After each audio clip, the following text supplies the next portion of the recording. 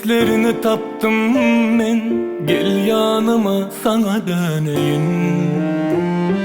Aklım gözünlük bilen nurlanmayı, seni köp görmesin teleyim.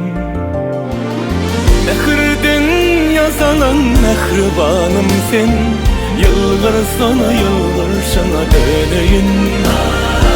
Alihan'ın karaşya mercenim sana, gel mehrinden kanayın.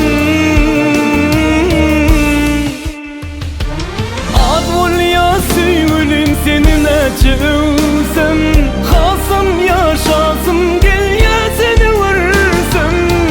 Meninle dünyan görkünü gör yarın, ömürlük süylüm yanımda olsun.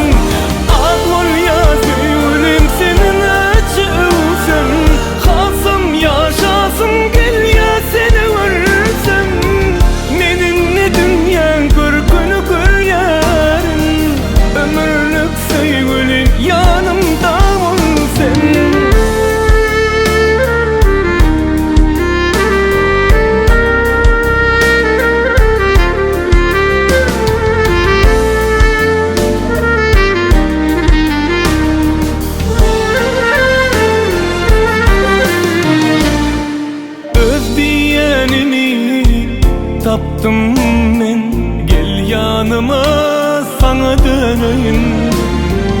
Aklım gözünlük bilen nurlanmayı, seni köp görmesin teleyim.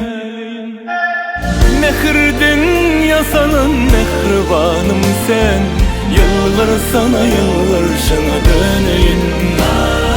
Alihan'ın karaşya mercenim sana, gel mehrinden kanayın.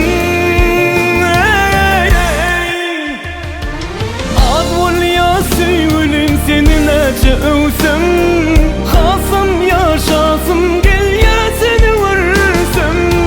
Meninle dünyan görkünü gör yarın, ömürlük süylüm yanımda olsun.